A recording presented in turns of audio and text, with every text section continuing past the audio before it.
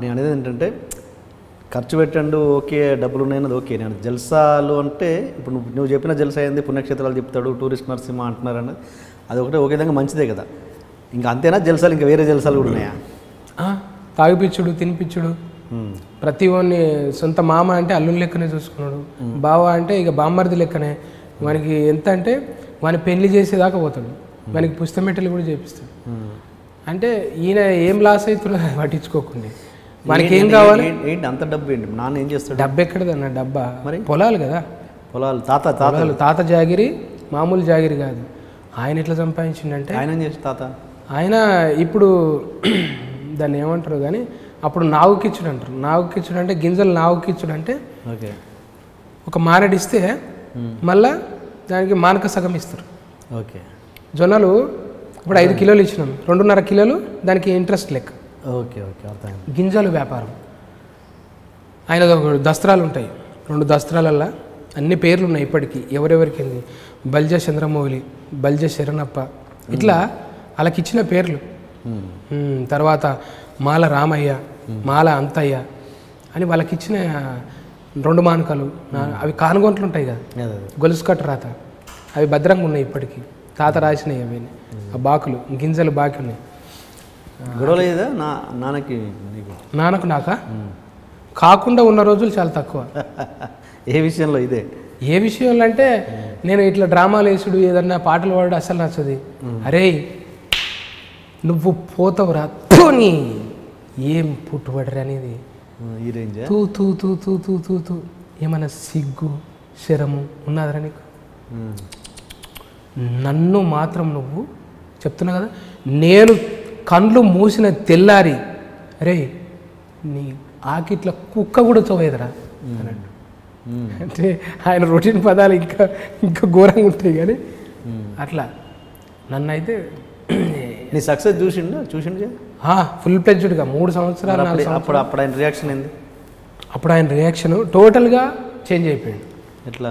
మావోడు ఏదో తిరుగుతాడు అనుకున్నా, ఈ పాటలు పాడితే ఏం రావనుకున్నా, ఈ డ్రామాలు వేసుకుంటూ పోతే వీడు ఏమైపోతాడు అని వాడు అనుకున్నా. కానీ వాడు అందులోనే సమాధానం చెప్పిండ్రా మనకు. వీడిని తిట్టినా కానీ వాడు మస్తు కష్టపడ్డాడు రా. వాడు ఈడ పెళ్ళం పిల్లలు నిడిచిపెట్టిపోయినా కూడా వాడు చేసిన దానికి అర్థం ఉన్నది. ఇప్పుడు వాడిని ఏమనొద్దు, వాడు ఇప్పుడు నాకే పేరు తెచ్చింది అని మా అమ్మకి చెప్తున్నాను. నేను ఏదో 4 ఊళ్ళల్లో నా పేరు చెప్పుకుంటే నేను అప్పుడు మా నాయన పేరు చెప్తున్నాను. నేను మండల ఆఫీస్కి పనికోతే నేను నరసింహుడు కొడుకున్నా అంటే, నరసింహుడు కొడుకు ముఖం అట్లే ఉన్నదిగా. ఒక్కో సందర్భంలో అరే ముఖం చూస్తే నరసింహుడు కొడుకు నరసింహుడు కొడుకువా అన్నారు కూడా. అంటే అంత అచ్చం నాయన పోలికని. ఓకే. అయితే ఇక నాయనకు నాకు ఇక్కడ పడకపోయేది. ఆయన ఫుల్ ఖర్చు పెడతాడు. అమ్మనేమో అసలు అట్లా కాదని నాయన మీద ఫైట్.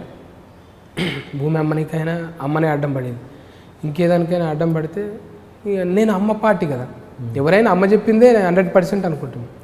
నాయననేమో జర తాగుడు తిరుగుడు అయ్యేటక్కడ ఇక నాయనతో నాకు ఎక్కువ లేదు ఎఫెక్షన్. లేకపోయేసరికి అమ్మ చెప్పింది 100% రైట్ కదా. ఇక అప్పుడు నాయన మీద కోపం, మొత్తం ఖరాబ్ చేసింది అనేది ఇది రొటీన్ అయిపోయింది. ఇక నువ్వేం చేసినావు, మొత్తం మీ నాయన ఇచ్చింది నువ్వు తీసుకున్నావు కానీ మా నాయన నాకేమి ఇచ్చినట్టే, మీ నాయన దొంగరా అనుకోరా అంటుండే. మీ నాయన దొంగ అనుకో, ఆయన గురించి ఆయన తిట్టుకుంటుంటే, మీ నాయన దొంగ లంగ నీకు ఏమీ ఇవ్వలేడు అనుకో అంటుండే. అట్లే ఉంటుంది మరి, మీ నాయన నీకు ఇచ్చినప్పుడు నాకు ఇవ్వవు నువ్వు అని అంటే, అవునరా నాకే ఎదురు వేదం చెప్పేటంత లెవెల్ అయినవరా నువ్వు, యాక్టర్వో ఒక డాక్టర్వో నాకైతే తెలియదు అని ఇట్లా రైమింగ్లో తెలుస్తుండే. అంటే ఇప్పుడు సక్సెస్ అయినాక మంచిగా సక్సెస్ అయినాక క్వైట్ ఆపోజిట్. ఇక్కడ తేడా లేదు అస్సలు. ఇక ఇప్పుడుగా మావాడు వస్తున్నాడు అక్కడ పెట్టు, ఏమైనా సీసాలు ఉంటాయి గ్లాస్ అక్కడ పెట్టు, మావాడు వస్తున్నాడు, మనం ఏం తాగలేమని చెప్పరా మావాడు. ఆయన బామ్మర్దలు కూర్చోబెట్టుకొని ఇప్పుడే నువ్వు ఒక్కడే కదా కొడుకు? ఒక్కనే కొడుకును, ఒక్కతే బిడ్డే, అక్క, ఇద్దరు. సో ఇప్పుడు ఆస్తి అంతా నీదే. ఇక ఆస్తి అంటే అప్పటికి ఆయన మిగిలంగా తినంగా మిగిలిందే ఇచ్చింది నాకు. Okay okay. సో ఇప్పుడు లైఫ్లో ఎప్పుడన్నా అంటే ఇప్పుడు ఈ ఒక ఇండస్ట్రీ సంగతి చెప్పినావు, లైఫ్లో ఎప్పుడన్నా నువ్వు ఇండస్ట్రీకి ఎందుకు వచ్చినరా బాబు అని రిగ్రెట్ ఫీల్ అయిన సందర్భాలు కావచ్చు, లేదా నీ లైఫ్లో పర్సనల్గా ఏ విషయాలన్నా రిగ్రెట్ ఫీల్ అయిన సందర్భాలు ఏమైనా ఉన్నాయి? అనిపించేది. పొద్దుగాల స్టార్ట్ అయ్యేటప్పుడు ఫ్రెష్గా స్టార్ట్ అవుతుండే కదా, పొద్దుమిగటి కల్లా ఏదో ఒకటి అనిపిస్తుండే, అబ్బా ఆ పని చేసింటే గిట్ల వస్తుండే కదా, వీళ్ళ పని వీళ్ళ మాటిని ఇట్లా అయిపోతుంది ఏంది నాకు అని బాగా బాధ అనిపించేది. ఒకసారి అయితే ఏకంగా ఒక డైరెక్టర్ దగ్గర ఫోటోలు ఇచ్చిన, సినిమా కూడా కాదు సీరియల్ డైరెక్టర్ ఇస్తే నా ముందే వాటిని మడత పెట్టి ఇట్లా పళ్ళల్లో ఇట్లా తీసుకుంటున్నాను ఆ ఫోటోని. నేను ఎంత కష్టపడి దిగవచ్చు ఆ ఫోటోని, కడిగియడానికి 15 రూపాయలు ప్రింటు, అది ఒట్టిగా దాన్ని మడిచి అట్లా తీసుకుంటుంటే బాధ అనిపించింది. సార్ మీరు నాకు అవకాశం ఇవ్వకున్నా సరే సార్ నా ఫోటో నాకు ఇవ్వండి అన్న సరే వద్దు సార్ అట్లా నేను ఏదో తిప్పలవాడి అంటే, ఆల్బమ్ అడిగితే కూడా ఆల్బమ్ లేదు నా దగ్గర. అంటే అవి డిజైనింగ్ కూడా మనకు తెలియదు కదా, ఏదో ఇట్లా 4-5 ఒక దగ్గర జమ చేసి ఒక కవర్లో పెట్టుకొని, ఫోటో స్టూడియో పేరే ఉంటుండే దాంట్లో పెట్టుకొని వానకు తడిస్తే అన్నీ అతుక్కపోతుండే. ఒక్కోసారి 4-5 తెస్తే అందులో అతుక్కపోతే ఒకటి తీసి మంచిది గాలికి ఆరబెట్టిస్తుంటే. సందర్భము ఎక్కడ బాధ అనిపించిందంటే, కింద పడ్డప్పుడుగా ఎందుకు నేను మా వాళ్ళ మాట వింటలేను, ఎందుకు ఇట్లా తిరుగుతున్నా. అదే తాగుబోతులు తాగి తిట్టిర్రు, ఏయ్ పెళ్ళయిందంటున్నావు, పిల్లలైందన్నావు, పిల్లలైండ్రన్నావు, నీకు అవసరమా, ఇంకా మొత్తం టూలే అందులో బూతు.